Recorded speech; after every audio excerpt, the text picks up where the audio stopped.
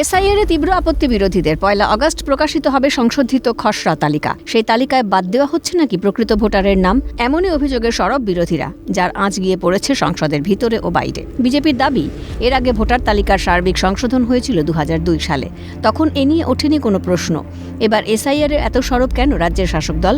বিরোধী দলনেতা শুভেন্দু অধিকারী বলেন, যা হচ্ছে তা নির্বাচন কমিশনের সিদ্ধান্তে হচ্ছে। সংখ্যা টংখ্যা সবটাই তো ইলেকশন কমিশন ফাইনালি করবে।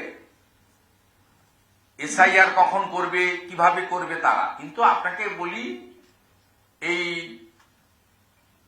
ইন্টেনসিভ রিভিশন এটা তো নট নিউ। লাস্ট 2002 সালে পশ্চিমবঙ্গে হয়েছিল, যার তালিকা 2004 সালে বেরিয়েছিল। তাতে পশ্চিমবঙ্গে 26 লক্ষ নাম বাদ গেছিল। পাশাপাশি শুভেন্দু আরও বলেন, নির্বাচন কমিশনের কাছে বিজেপির দাবি বিএলওদের লিস্ট তাদের দিতে হবে। মমতা বলছেন, কারোর নাম কাটা যাবে না, কাটা যাবে ভুয়ো ভোটারের নাম, মৃত ভোটারের নাম, ত্রুটিমুক্ত ভোটার লিস্ট চাই। আমরা দাবি করেছি ইলেকশন কমিশনকে সব বিএলও তালিকা সব পলিটিক্যাল পার্টিকে দিতে হবে এবং বিজেপি সেটা চায়।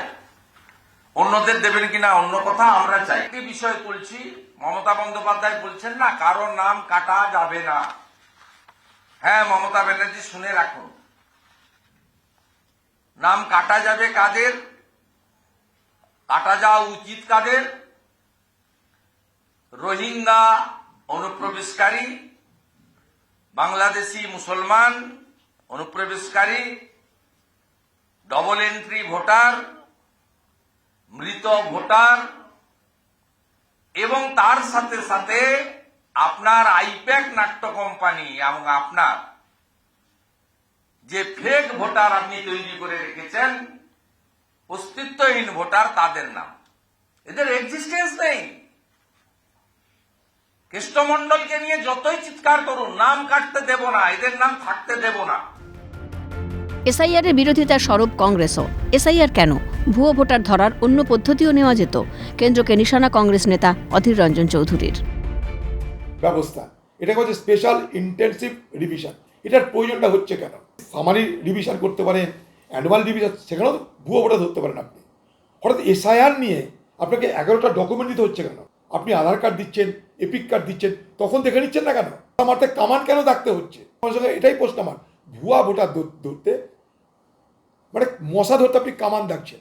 আপনি সে এই দেশের নাগরিক কিনা তার প্রমাণ দিতে বাধ্য করছেন। আমাদের বিরোধিতা এই জায়গাটাতে। সবাই এটা পারবে না, ফলে বহু সংখ্যক মানুষ তারা ডিসএনফ্রাঞ্চাইজ, অর্থাৎ ভোটের অধিকার হারাবে, মতদানের অধিকার হারাবে। এটা এক ধরনের বঞ্চনার ইতিহাস তৈরি হবে ভারতবর্ষে। অবৈধ ভুয়ো ভোটার বাদ যাক, মমতা বন্দ্যোপাধ্যায় তো প্রথম ভোটার তালিকার দাবি করেছেন।